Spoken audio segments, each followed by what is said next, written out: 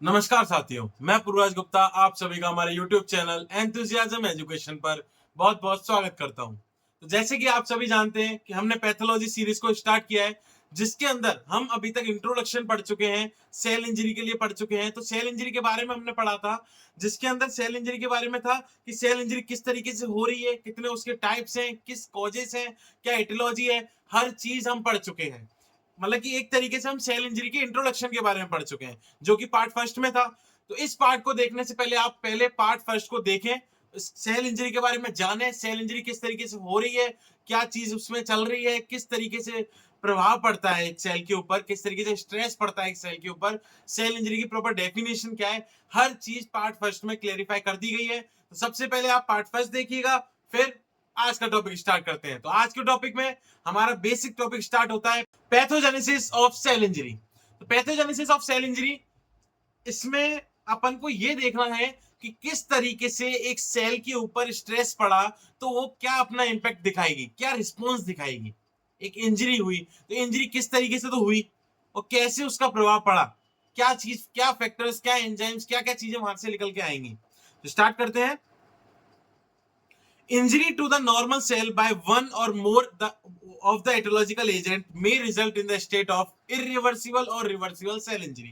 अगर जैसे कि अपने पिछले टॉपिक में, पिछले पार्ट में अपन ने पढ़ा था, काफी सारे एटियोलॉजिकल फैक्टर्स हैं जिनकी वजह से सेल इंजरी होती है। तो एक या एक से ज्यादा सेल इंजरी या एटियोलॉजिकल फैक्टर जो असर डालते हैं सेल के ऊपर, उनकी वजह से सेल में दो तरीके के प्रभाव पड़ते हैं, या तो इरिवर्सिबल सेल इंजरी होगी या फिर रिवर्सिबल सेल इंजरी होगी। रिवर्सिबल सेल इंजरी का मतलब जो वापस से ठीक हो जाए, इरिवर्सिबल का मतलब जो ठीक ना हो, ऐसी कंडीशन पे पहुंच जाए जो नेक्रोसिस कंडीशन पे चली जाए। ओके, तो next, cell injury whether reversible और इरिवर्सिबल। सेल इंजरी दो तरीके की है, अपन पढ़ चुके हैं, रिवर्सिबल हो सकती है या फिर इरिवर्सिबल हो सकती है।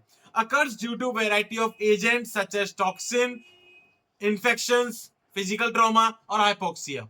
सेल इंजरी दो तरीके की हो सकती है, चाहे वो रिवर्सिबल हो, इरिवर्सिबल हो। साथ में अलग अलग एजेंट या अलग अलग फैक्टर्स की वजह से कंसीडर की जा सकती है, हो सकती है।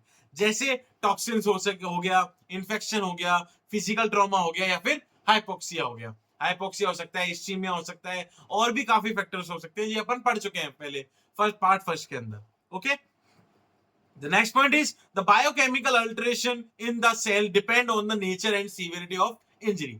अब जो चेंजेस आ रहे हैं, अल्ट्रेशन का मतलब होता है चेंजेस आना। बायोकेमिकल चेंजेस जो सेल्स के अंदर आएंगे या फिर टिश्यूज के अंदर आएंगे, वो किस वजह से आएंगे या किस पर डिपेंड होते हैं? वो डिपेंड होते हैं nature and severity of injury. मतलब इंजरी किस प्रकार की है, या कितनी गहरी चोट लगी है, मतलब कितनी ज्यादा चोट लगी है, किस प्रकार की चोट है, या किस जगह पे चोट लगी है। Nature of the injury and severity of the injury, दोनों चीजों पर डिपेंड करेगी कि सेल की बायोकेमिकल अल्टरेशन किस तरीके से होंगे। ओके, तो नेक्स्ट, सबसे पहला एक पॉइंट है the factor pertaining to the etiological agent and host. तो कुछ अपन चीजें पढ़ेंगे, कुछ बायोकेमिकल अल्टरेशन पढ़ेंगे जिन वजह से कुछ चेंजेस आ रहे हैं। तो सबसे पहला है factor pertaining to the etiological agent and host. ऐसे फैक्टर जो किस पे डिपेंड है, एजेंट पे, ऐसे to the etiological agent and host, host पे और एजेंट पे। इसने बोला है, नेक्स्ट इसके आगे लिखा हुआ है factor pertaining to host and cell and etiological agent determine the outcome of cell injury. मतलब कि होस्ट और जो एजेंट है जो कॉज कर रहा है डिजीज को या इंजरी को कॉज कर रहा है, उनके ऊपर आउटकम डिपेंड करते हैं सेल इंजरी के। क्यों? अगर होस्ट है, होस्ट की किस सेल पे असर हुआ है, या हो जा एजेंट है वो कैसा एजेंट है, कितना सीवियर इंजरी पहुंचा सकता है, उस पर डिपेंड करता है कि सेल इंजरी जो हो रही है उसके आउटकम क्या निकलेंगे।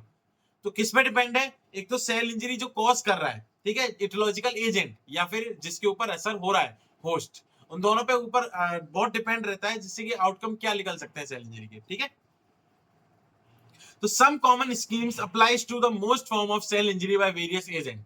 कुछ एजेंट्स के द्वारा या कुछ इटोलॉजिकल एजेंट्स के द्वारा कुछ कॉमन स्कीम्स अप्लाई की जाती हैं, कुछ कॉमन चीजें हैं जिनको अपन पढ़ेंगे, आगे समझेंगे कि क्या क्या चीजें होती हैं, क्या क्या इंपैक्ट देखने को अपन को मिलते हैं। तो पहला पॉइंट है type, duration and severity of injurious agent.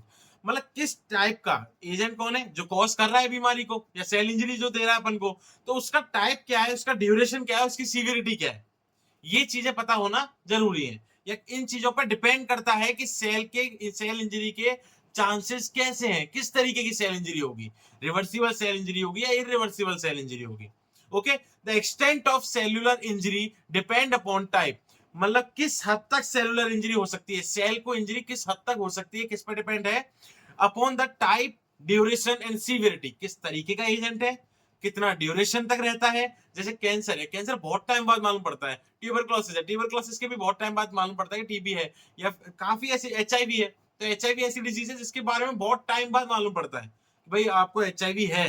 ठीक है, तो टाइप, ड्यूरेशन, सीवियरिटी, किस हद तक पहुंचा सकता है एक सेल इंजरी को, ऑफ द स्टिमुलस, ठीक है, किस तरीके का स्टिमुलस है, किस तरीके की सीवियरिटी पहुंचा सकता है। Example, small dose of chemical toxin और शॉर्ट ड्यूरेशन ऑफ इस्चीमिया, मतलब छोटे अमाउंट में अगर टॉक्सिसिटी होती है, छोटे अमाउंट में टॉक्सिसिटी होती है, या short duration of ischaemia condition होती है, मतलब इस्चीमिया कंडीशन मतलब जहां पे ब्लड सप्लाई कम पहुंच रही है, अगर ये शॉर्ट ड्यूरेशन के लिए होती है तो वो कैसी सेल इंजरी कॉज करेगी, रिवर्सिबल सेल इंजरी कॉज करेगी। कैसी कॉज करेगी, रिवर्सिबल सेल इंजरी। ठीक है, तो द लार्ज डोज, सबसे पहली बात है कि स्मॉल डोज में अगर एक बात ध्यान रखिए आप, छोटी अमाउंट में अगर कोई चीज आपको डैमेज पहुंचा रही है तो उसको आप वापस से सुधार सकते हो, लेकिन बड़े अमाउंट में अगर आपको कोई चीज डैमेज पहुंचा रही है, मान लो मोबाइल है, मोबाइल का अगर मोबाइल में दो चीज होती है, कॉम्बो डलवाते हैं, टच एंड स्क्रीन, ठीक है, दोनों चीजें होती है, एक तो टच वाला सिस्टम होता है और एक अंदर एक और डिस्प्ले टाइप होता है। ठीक है, मान लीजिए टच खराब हो गया तो आप सिर्फ टच को रिप्लेस करा सकते हैं, तो वो क्या हो गया, स्मॉल डोज का डैमेज हो गया। उसी तरीके से क्या हो रहा है, उसी तरीके से आपकी सेल में अंदर क्या हो रहा है, स्मॉल डोज ऑफ अगर टॉक्सिन्स आ रहे हैं या फिर थोड़े टाइम के लिए क्या हो रहा है, इस्चीमिया कंडीशन अकर हो रही है, तो क्या हो रहा है, छोटे टाइम के लिए अगर इस्चीमिया कंडीशन कवर होगी या होगी, आपकी सेल इंजरी डैमेज करेगी, कॉज करेगी अगर वो, तो उसके अंदर होगा क्या, आपके जो सेल है वो रिवर्सिबल सेल इंजरी की तरफ कॉज करेगी, मतलब जो सेल इंजरी हो रही है वो वापस से क्योर हो सकती है। ठीक है, अगर वही चीज लार्ज डोज में हो, ज्यादा अमाउंट में अगर टॉक्सिन रिलीज हो जाए, ज्यादा अमाउंट में एंजाइम्स रिलीज हो जाए डैमेज वाले, या ज्यादा अमाउंट में इस्चीमिया कंडीशन अकर हो जाए, लॉन्ग ड्यूरेशन तक इस्चीमिया कंडीशन चली जाए, तो वही कंडीशन कैसी हो जाएगी, इरिवर्सिबल सेल इंजरी कॉज कर देगी। क्या कर देगी कॉज, इरिवर्सिबल सेल इंजरी, मतलब ऐसी सेल इंजरी जो वापस से ठीक नहीं की जा सकती है, वो एक तरीके से डैमेज पहुंचाएगी बॉडी को। ओके, तो next point is type, duration, type, status and adaptability of target cell. सबसे पहला था type, duration and severity of agent, मतलब जो एजेंट है, जो एजेंट कॉज कर रहा है, उसका टाइप क्या है, उसकी सीवियरिटी क्या है, या उसकी ड्यूरेशन क्या है, इस पर डिपेंड करता है। दूसरा किस पर डिपेंड कर रहा है, टाइप, स्टेटस एंड एडेप्टेबिलिटी, किस तरीके का टाइप है, मतलब जिस चीज को हो रहा है, जिसको टारगेट की जा रही है, जिस सेल को टारगेट की जा रही है, वो किस तरीके की सेल है, मतलब कि कौन सी सेल है स्क्वेमस एपिथेलियम में, मतलब हर तरीके, बहुत सारी सेल्स है अपनी बॉडी के अंदर, मल्टी न्यूक्लियर अपने बॉडी ऑर्गन्स है, तो हर तरीके की सेल्स है, तो किस सेल पे असर हो रहा है, उस सेल का टाइप क्या है, उस सेल का स्टेटस क्या है, उस सेल की अडेप्टेबिलिटी क्या है, हर चीज पे डिपेंड करता है। किस तरीके से करता है, the type of cell as regard its susceptibility to injury, किस तरीके की सेल है इस पे बहुत डिपेंड करता है कि वो किस तरीके की सेल इंजरी उसको होगी, जिस तरीके की सेल उस तरीके की उसको सेल इंजरी। ठीक है, बोलते हैं ना, जिसके पास जितना ज्यादा माल उसके पास उतना ज्यादा, मतलब जिसके पास स्टडी मटेरियल जितना ज्यादा होगा, लोग बाग उससे ही उतना ज्यादा पूछने जाएंगे। समझे आप, मतलब जिसके पास कम कंटेंट है तो उसके पास कम जाएंगे, मतलब जिसके, मान लीजिए एक टीचर है जो आपको पढ़ा रहा है, अच्छा पढ़ा रहा है, लेकिन एक तरीके से आपके पास नोट्स कम प्रोवाइड की जा रहे हैं, तो उसमें दिक्कत क्या होगी कि आपके पास एक थियोरेटिकल हिसाब किताब नहीं है, कि आप उसमें से ले नहीं पा रहे, नॉलेज गेन नहीं कर पा रहे। आप सुन लेंगे बात अच्छी है, लेकिन जब तक आपके सामने वो लिखित में नहीं होगा, या फिर आप जिसको पढ़ नहीं सकते, जब तक आपके दिमाग में क्या नहीं बैठेगा, सेट नहीं बैठेगा।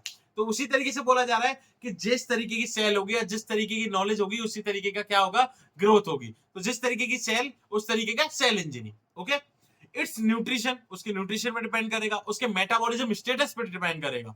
Okay, and adaptation of the cell, और सेल किस तरीके से अपने आप को अडेप्ट करती है उस कंडीशन के हिसाब से। मान लो कोई सेल इंजरी हुई और उस दौरान सेल अपने आप को अडेप्ट कर रही है कि हाँ मुझे सेल इंजरी हुई है, मुझे कुछ दिन में इसको सही करके वापस सही होना है, वो सेल किस तरीके की है। ठीक है, of the adaptation of the cell, environment determine the extent of the cell injury, और यही सारे environment क्या करते हैं, सेल इंजरी के होने को या सेल इंजरी के लॉन्ग ड्यूरेशन को, सब चीजों को देखभाल के चलते हैं कि जिस हिसाब से ये सिनेरियो बना है उस हिसाब से सेल अडेप्ट कर सकती है, नहीं कर सकती है, किस तरीके की इंजरी लेगी या किस तरीके की इंजरी नहीं लेगी।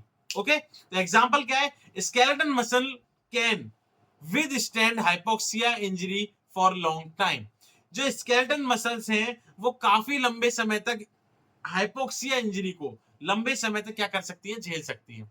ठीक है, उसी तरीके से cardiac muscle suffer irreversible cell injury. क्या बात हुई कि स्केलेटन मसल्स जो हैं वो अगर हाइपोक्सिया कंडीशन आपकी बॉडी को होती है तो स्केलेटन मसल लंबे टाइम तक झेल जाएगी उस चीज को।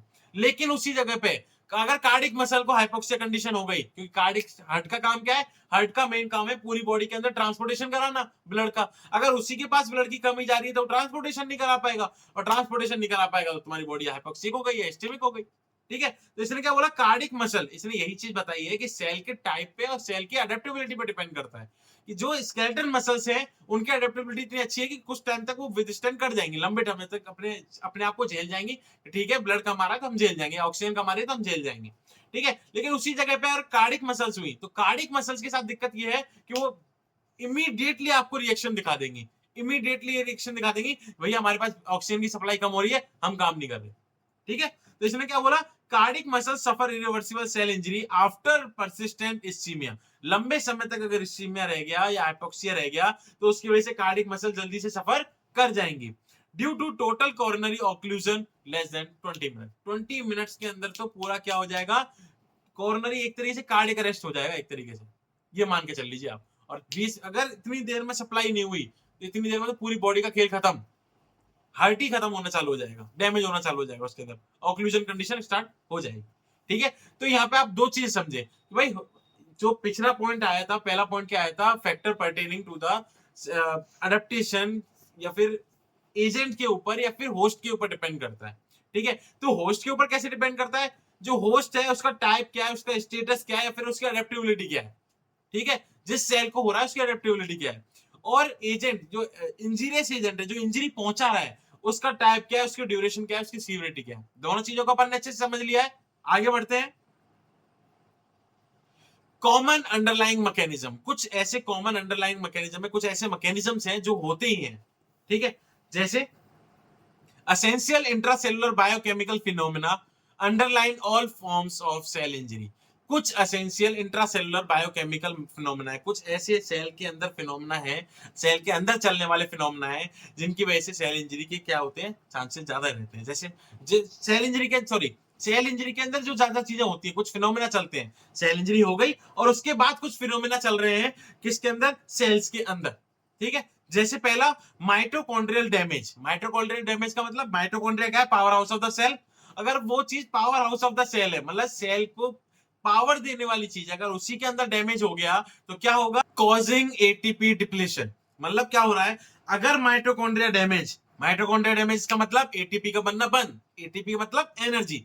अगर जो power house of the cell जिसका अपन ने नाम दिया, इसका मतलब सेल को जो पावर दे रही है, पावर किससे मिल रही है, एटीपी से। और अगर माइटोकॉन्ड्रिया खत्म, माइटोकॉन्ड्रिया को डैमेज तो एटीपी को डैमेज, एटीपी नहीं बनेगा तो सेल काम नहीं करेगी। ठीक है, पहला पॉइंट तो ये हो गया। Next one is cell membrane damage. Cell membrane का डैमेज होना, तो सेल मेम्ब्रेन अगर डैमेज हो रही है तो disturbing the metabolic and transmembrane exchange. किसको डिस्टर्बेंस हो रहा है, मेटाबॉलिक, मतलब एक तरीके से मेटाबॉलिक मैकेनिज्म्स को। जैसे कि सेल जो मेटाबॉलिकली काम करती है उन चीजों में दिक्कत आ जाना, या फिर साथ में ट्रांस मेम्ब्रेन एक्सचेंज वाली चीजों में, भाई ज्यादा मान लो पोटेशियम अंदर आ गया, कैल्शियम ज्यादा बाहर चला गया, या सोडियम ज्यादा अंदर आ गया, ये चीजें होना। ठीक है, तो ये भी एक गड़बड़ है बहुत बड़ी, जिसके कारण क्या हो सकता है, सेल इंजरी ज्यादा हद तक बढ़ सकती है। ठीक है, release of toxin free radicals, और किसका रिलीज हो जाना, टॉक्सिक फ्री रेडिकल्स का रिलीज हो जाना, जो क्या करते हैं, ज्यादा सेल बॉडी को या सेल को क्या करते हैं, डैमेज करना चालू कर देते हैं। ठीक, तो next one is usual morphological changes, कुछ मॉर्फोलॉजिकल चेंजेस। ठीक है, कौन कौन से मॉर्फोलॉजिकल चेंजेस, मॉर्फोलॉजिकल मतलब स्ट्रक्चर में या फंक्शन में चेंजेस आना। ठीक है, सबसे पहले biochemical and molecular changes underlying cell injury from various agent become apparent first. सबसे पहले बायोकेमिकल या फिर मॉलिक्यूलर चेंजेस जो होते हैं सेल इंजरी होने के बाद, जो बायोकेमिकल या मॉलिक्यूलर सेल इंजरी या जो चीजें आपको चेंजेस दिखाई देते हैं, वो किसके द्वारा, वेरियस एजेंट्स के द्वारा बिकम एपेरेंट फर्स्ट, सबसे पहले वही अपीयर होते हैं। मान लो आपको चोट लगी, सबसे पहले अपीयरेंस क्या होगी, ब्लड का आना, होता है क्या नहीं होता है। ठीक है, वहां की उंगली, मान लो उंगली पे चोट लगी, एक तरीके से उंगली पे ज्यादा मुड़ गई एक तरीके से, ये मान लो कुछ नहीं, सेल इंजरी तो और आप छोड़िए, सबसे पहले किस पे ध्यान दोगे, सबसे पहले आप ध्यान दीजिए कि सेल एकदम से ज्यादा, आपकी उंगली एकदम से ज्यादा मुड़ गई, इस वजह से क्या हो गया, एक तरीके से थोड़े टाइम के लिए आपकी उंगली उस तरीके से काम करना बंद कर दी जिस तरीके से पहले कर रही थी। तो क्या बताया जा रहा है इस पॉइंट में, ये बोला गया कि बायोकेमिकल चेंजेस या मॉलिक्यूलर चेंजेस सबसे पहले नजर आते हैं सेल इंजरी के बाद, ठीक है, and are associated with the appearance of ultrastructural changes in the injured cell. और किससे एसोसिएटेड रहते हैं, किससे जुड़े हुए रहते हैं, अपीयरेंस ऑफ, किसके अपीयरेंस से, अल्ट्रा स्ट्रक्चरल चेंजेस, मतलब कि सेल के अंदर जो इंजर्ड सेल है उसके अंदर के चेंजेस से जुड़े हुए रहते हैं। सबसे पहले तो खुद अपीयर होंगे, उसके बाद अपीयरेंस होना चालू हो जाएगी किसकी, अंदर के सेलुलर स्ट्रक्चर की, कि अंदर का सेलुलर सेल सिस्टम किस तरीके से चेंजेस हो रहा है, क्या गड़बड़ी आ रही है उसके अंदर, ठीक है। Next point, the morphological changes of reversible cell injury. अब इसने बोला कि मॉर्फोलॉजिकल चेंजेस मतलब क्या, स्ट्रक्चरल या किस तरीके के चेंजेस, जो मॉर्फोलॉजिकल चेंजेस का मतलब होता है फंक्शनल और स्ट्रक्चरल चेंजेस क्या आ रहे हैं, अगर रिवर्सिबल सेल इंजरी हो रही है तो किस तरीके के चेंजेस आ रहे हैं, किस तरीके से मॉर्फोलॉजिकल चेंजेस आएंगे, कौन कौन से होते हैं, hydropic, hydropic swelling, hydropic swelling का मतलब है स्वेलिंग हो जाना, एक तरीके से पानी भर जाना, एक तरीके से उस सेल के अंदर क्या भर जाना, पानी भर जाना। अपीयर अर्लियर, सबसे पहले आपको उस पार्ट में क्या दिखेगी, स्वेलिंग दिखेगी। देखो जब भी आपको चोट लगती है, चाहे छोटी चोट हो बड़ी चोट हो, सबसे पहले आपको उसके आसपास क्या नजर आना चालू हो जाएगी, स्वेलिंग नजर आना चालू हो जाएगी, ठीक है। तो सबसे पहले रिवर्सिबल सेल इंजरी अगर जो होगी तो उसके मॉर्फोलॉजिकल चेंजेस क्या दिखेंगे आपको, तो सबसे पहले मॉर्फोलॉजिकल चेंजेस दिखेंगे, एग्जांपल में हाइड्रोपिक स्वेलिंग दिखेगी, ठीक है। Next, later morphological alteration of cell death are seen, और उसके बाद अगर वो लंबे समय तक रह गई, एग्जिस्ट कर गई, तो उसके बाद आपको क्या देखना पड़ सकता है, सेल डेथ आर सीन देखनी पड़ सकती है, सेल की डेथ होना चालू हो जाएगी, जैसे इन मायोकार्डियल इंफ्रैक्शन। मायोकार्डियल इंफ्रैक्शन ऐसी कंडीशन है जो हार्ट की कंडीशन है, ठीक है, हार्ट की मेम्ब्रेन की कंडीशन है, मायोकार्डियल लेयर की, ठीक है। उस कंडीशन में क्या होता है, सेल डेथ देखी जा सकती है अगर वो ज्यादा लंबे समय तक परसिस्ट कर गई तो, ठीक है। तो क्या थे ये कुछ मॉर्फोलॉजिकल चेंजेस जो देखने को मिलते हैं अक्सर, ठीक है। तो next one is functional implication and disease outcome, क्या क्या फंक्शन में गड़बड़ हो रही है और क्या क्या डिजीज निकल के आ रही है, ठीक है। ये अपन टोटली एक तरीके से ऐसे देख रहे हैं कि भाई अपन ने पैथोजेनेसिस देख रहे हैं, पैथोजेनेसिस में ये देख रहे हैं कि सेल इंजरी होने के बाद क्या क्या ऐसी कॉमन चीजें हैं जो देखने को मिलती ही मिलती हैं। जैसे अपन ने भी देखा कि भाई मॉर्फोलॉजिकल चेंजेस देखने को मिलते हैं, अब अपन देख रहे हैं कि फंक्शनल इंप्लीकेशन क्या क्या देखने को मिलेंगे, या फिर हो सकता है डिजीज आउटकम क्या क्या देखने को मिलेगी, ठीक है। तो सबसे पहले cell injury affect cellular function adversely, अगर सेल इंजरी होगी, सेल इंजरी अगर हुई तो सबसे पहले क्या अफेक्ट करेगा, सेल के खुद के फंक्शन अफेक्ट कर जाएंगे। सेल को अगर इंजरी तो सेल के खुद के फंक्शन खत्म, जिस जगह की इंजरी उस जगह के function damage, okay. Next, clinical features in the form of symptom and sign would appear, क्या दिखेंगे, क्लिनिकल फीचर्स दिखेंगे, मतलब साइन एंड सिम्टम जिन्हें अपन बोलते हैं सेल इंजरी होने के बाद जस्ट अपन को क्या दिखने लग जाएंगे, कुछ साइन एंड सिम्टम्स दिखने लग जाएंगे, वर्किंग प्रॉपर नहीं होगी, स्वेलिंग आना चालू हो जाएगी, डिसफंक्शन हो जाएगा, काफी सारी चीजें, ठीक है, साइन एंड सिम्टम नजर आने लग जाएंगे, पेल कलर हो गया या फिर और भी चीजें, काफी सारी चीजें, काफी साइन एंड सिम्टम्स दिख जाते हैं। फर्दर कोर्सेस और prognosis will depend upon the response to treatment, ठीक। अब इसने बोला कि फर्दर जो आगे अगर मान लो आप कोई ट्रीटमेंट दे रहे हैं या फिर आगे कोई चीजें, आगे जो रिजल्ट आप चाह रहे हैं वो किस पर डिपेंड करेंगे, वो डिपेंड करेंगे आपके ट्रीटमेंट पे, किस पर डिपेंड करेंगे, ट्रीटमेंट पे डिपेंड करेंगे। क्या बोला इसने लाइन, ब्लाइंड वापस पढ़ेंगे, फर्दर कोर्सेज और प्रोग्नोसिस, काफी जो आगे जो कोर्सेज चलाने हैं या फिर किस तरीके की मेडिसिन चलानी है या किस तरीके का रिस्पॉन्स मिला है तब हम कुछ मेडिसिन चलाएं, कुछ आप मतलब कि एक तरीके से पहले से आपको सोच के चल रहे हैं। प्रोग्नोसिस का मींस विल डिपेंड अपॉन, वो चीज किस पे डिपेंड होगी, सबसे पहले आपके पास पेशेंट आया सेलुलर इंजरी को लेके, चोट को लेके, इंजरी को लेके आया, सबसे पहले आप उसके कुछ सिम्टम्स को रिलीफ दिलाएंगे, पेन को रिलीफ दिलाएंगे, कुछ और चीजों को रिलीफ दिलाएंगे जो कॉमनली चल रही है। मान लो ब्लीडिंग बह रही है, सबसे पहले आप क्या करोगे, ब्लीडिंग रोकोगे और उसको पेन किलर दोगे जिससे कि पहले वो शांत हो, पेशेंट शांत हो। उसके बाद अपन देखेंगे क्या इसको ट्रीटमेंट देके चलना है, क्या मेडिकेशन देनी है, ठीक है। Next, the biological behaviour of disease, ठीक है। अब देखिए बायोलॉजिकल बिहेवियर ऑफ डिजीज मतलब किस डिजीज का बायोलॉजिकल बिहेवियर क्या है, अगर कोई बीमारी हो रही है या फिर मान लो अगर कोई सेल इंजरी हुई है तो उसके चक्कर में जो भी डिजीज कंडीशन हो रही है उसका बायोलॉजिकल बिहेवियर क्या है, मतलब किस तरीके से उसकी सेल या उसकी बॉडी रिस्पॉन्स करेगी, ठीक है। तो साथियों आज के लिए बस इतना ही, जो अपन ने सेल इंजरी में पढ़ा था उसके आज के पार्ट में हमने पढ़ा है कि सेल इंजरी की पैथोजेनेसिस क्या है, ठीक है। तो अगले पार्ट में हम पढ़ेंगे pathogenesis of ischaemia and hypoxia, क्योंकि सबसे कॉमन चीज अगर सेल इंजरी किसी भी बॉडी को हो रही है, किसी भी सेल को सेल इंजरी हो रही है, तो सबसे पहले क्या होता है, हाइपोक्सिया और इस्चीमिया से स्टार्ट होती है, ठीक है। तो हम इसकी पैथोजेनेसिस पढ़ेंगे अगले पार्ट में, तो बने रहिएगा। Thank you so much.